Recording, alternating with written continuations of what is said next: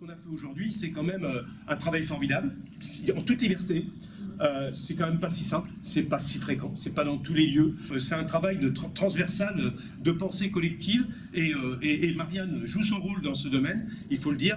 Et donc c'est très important qu'on fasse ce travail. Et donc ça débouche sur une chose dont je vais vous parler brièvement donc, mais il y avait un petit papier là, une petite présentation des états généraux du combat laïque.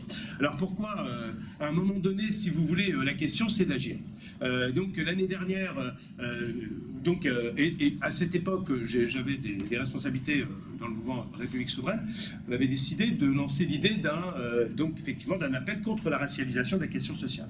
Et donc qui a vraiment fait un boom. Parce qu'on a eu des personnalités, on ne s'attendait pas du tout. Et puis des simples citoyens, parce qu'il faut mettre aussi les militants laïcs, les gens de terrain justement.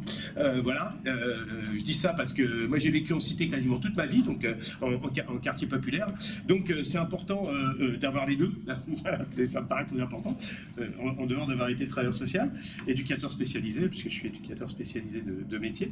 Mais donc, effectivement, l'idée, ça a été de commencer comme ça. Et puis après, comme ça a marché, on a dit, on va se donner un rendez-vous le 20 septembre, place de la République.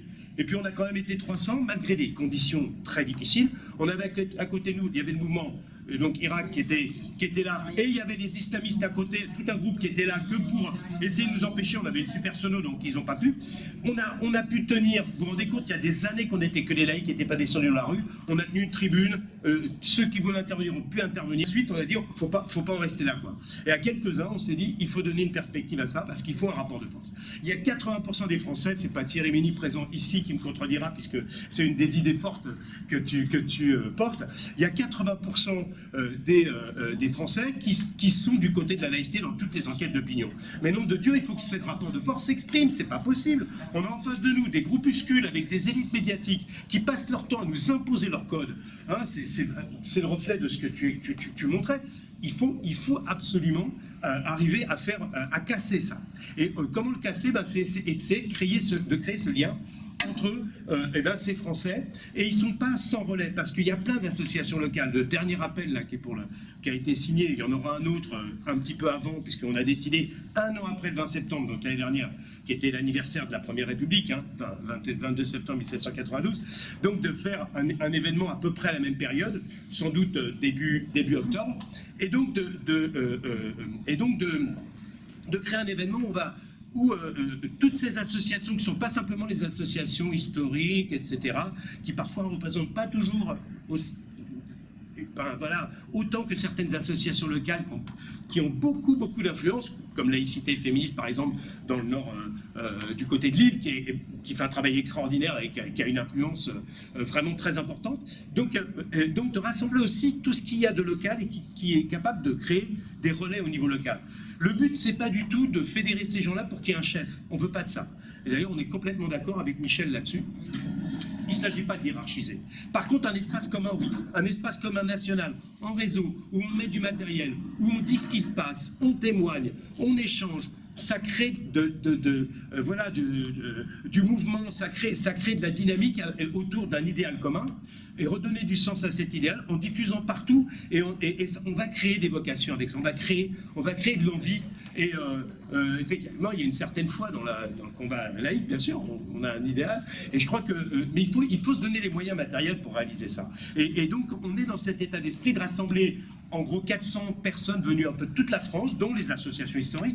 La porte est fermée à personne, attention, on n'est pas du tout là pour fermer la porte à qui que ce soit, d'autant plus que on est pour l'instant un collectif surtout de travail, parce qu'on fait du concret, je vais vous dire, c'est du boulot vraiment, parfois, faut mettre les mains la main à la pâte. Et donc, sur le contenu, c'est un contenu qu'on a discuté aujourd'hui, si vous voulez, on ne va pas laisser remplacer la lutte des classes par la lutte des races, quoi, c'est pas possible. La lutte contre le racisme, c'est contre toutes les formes de racisme, c'est-à-dire l'idée même qu'il y ait des races, c'est du racisme, nom de Dieu. On ne va pas accepter ça. Il n'y a qu'une espèce humaine et on va se battre là-dessus parce que tous les êtres humains sur cette planète ont le droit d'accéder aux mêmes conditions de vie.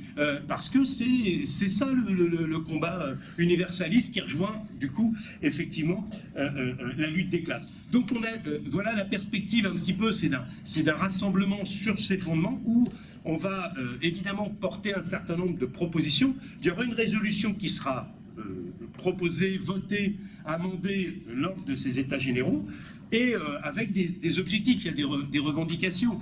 Par exemple, ce qui a été évoqué aujourd'hui, l'État unitaire, on est en train de ficher en l'air, ça s'appelle l'État unitaire.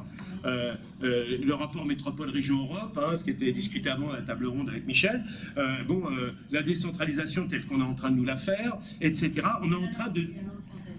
Bien sûr, mais tout ce qui constitue les éléments d'unification, donc qui permettent d'assurer qu'une même loi pour un peuple sur un même territoire. C'est ça le grand acquis de la Révolution française. C'est l'interchangeabilité des droits, comme disaient les Grecs. Il n'y a rien de mieux que ça. Ce qui veut dire qu'après, on peut ramener toute notre singularité. Il n'y a pas de problème. Parce qu'on est d'abord des égaux. Après, on peut être tous différents, ça ne pose pas de problème. Parce que ce qu'on a, c'est d'abord l'égalité des droits et d'abord de faire peuple, en étant un peuple souverain, d'avoir des droits politiques qu'on partage, enfin du moins qui sont notre bien commun, et avec lesquels on choisit notre destin ensemble. Faut-il encore que ce soit possible, évidemment, et là, les conditions n'en sont pas encore créées, bien sûr, aujourd'hui.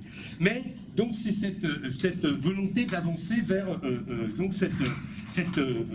voilà, c'est quelque chose d'un petit peu nouveau qui nous permettrait de faire ce lien entre c'est possible, avec on a la chance d'avoir cette influence d'une certaine manière, même si la laïcité partout n'est pas comprise de la même façon. Il y a un travail justement pour faire qu'on partage un petit peu tous un certain nombre de fondamentaux. Beaucoup de gens ressentent que la laïcité c'est important sans mettre des mots nécessairement dessus, parce que c'est compliqué la laïcité. On est sur un principe politique d'organisation de l'État, je dis ça comme ça volontairement pour dire que c'est compliqué, et quand on explique ça à des jeunes, je disais tout à l'heure, il faut une journée. Mais ça marche, il faut y aller, il ne faut pas avoir peur, les jeunes ils sont prêts à discuter. Moi j'ai discuté avec des jeunes musulmans dans une salle où il y avait des intégristes avec Christine Delphi qui faisaient leur cinéma. Christine Delphi, qui est la première à avoir parlé de blancs contre les autres, etc. Et les jeunes, ils étaient autour de moi, il a fallu qu'il y ait un certain nombre d'individus qui viennent pour m'empêcher de continuer à discuter avec eux. Mais ils voulaient discuter, les jeunes. Les jeunes, ils voulaient discuter, parce qu'à partir du moment où on va vers eux, on les estime. Il faut pas les rejeter, parce que c'est toute l'image qu'on donne de la banlieue et de ces jeunes qui ne va pas non plus. Parce qu'effectivement, du coup, il y a le rejet, il y a la coupure. Non, ils sont capables de comprendre si on va vers eux, comprendront peut-être pas tous, mais il y en a beaucoup qui peuvent comprendre si on met la main à la pâte et qu'on a une action militante.